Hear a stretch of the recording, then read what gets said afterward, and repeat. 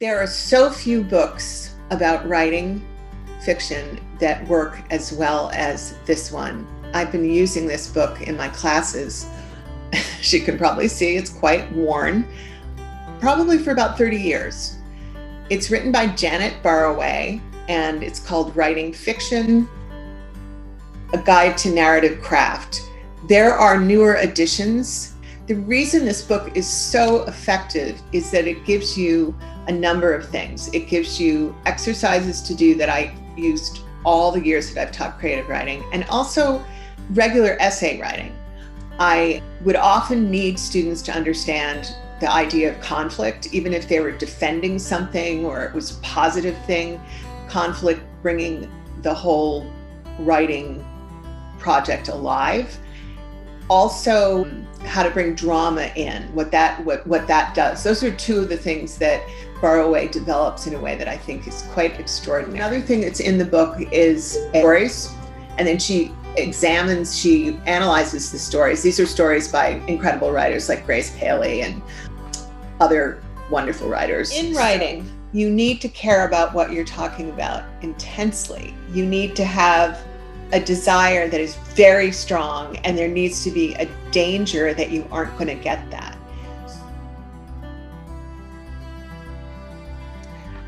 There are two incredible jewels in this book: drama and story arc. If you have both of these, you're probably going to have a very strong story or novel or memoir or essay. So drama means that you want something, desire very, very much, and there's a lot of danger that you're not going to get it. And that's where the drama comes from. So drama equals desire plus danger.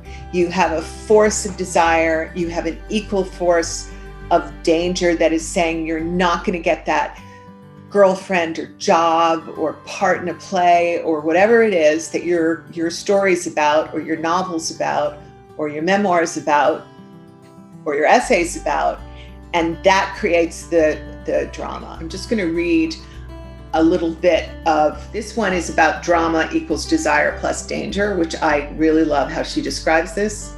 And frankly, I've basically stolen it in almost everything that I am trying to do in being a writing coach. So she says, in each of these plots, and she's talking about things like Othello and Romeo and Juliet, so we know which plots those are.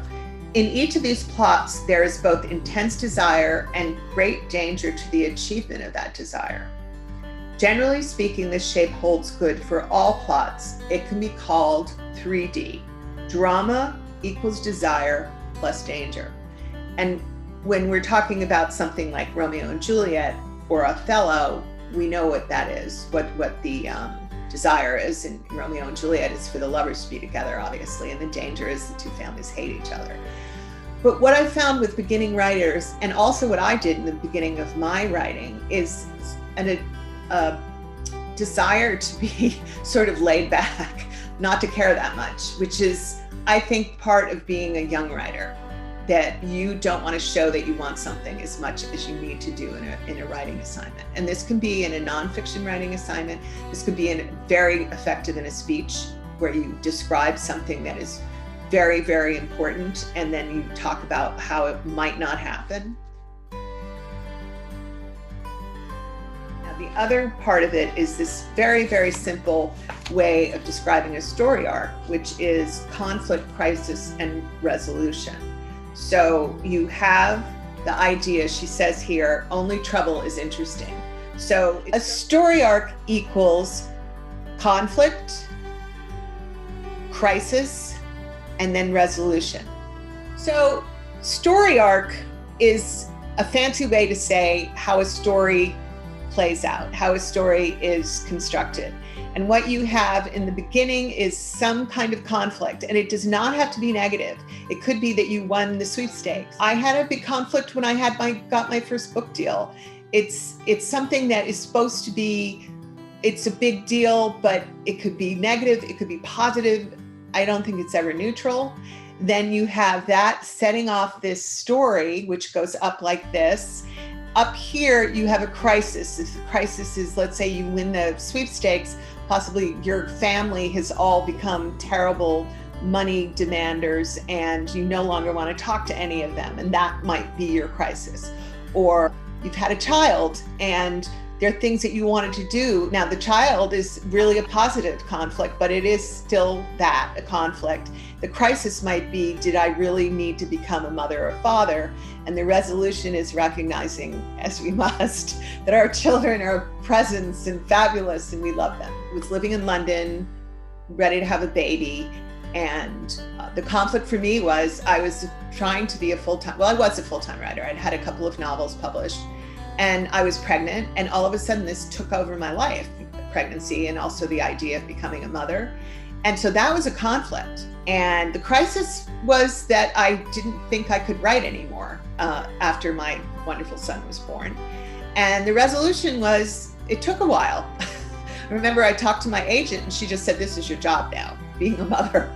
And I was very upset by that idea. The resolution came when he got older and I wasn't afraid of not holding his hand all the time. So those are two examples from this wonderful book, Writing Fiction by Janet Burroway. And I highly recommend, get the latest edition. It's available in all kinds of places. If you'd like to be in touch with me, find out more about my work, about my writing coaching, working on a project that you could use some support with, please get in touch.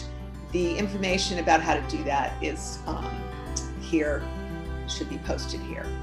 And with that, have a wonderful day. Drama equals desire plus danger.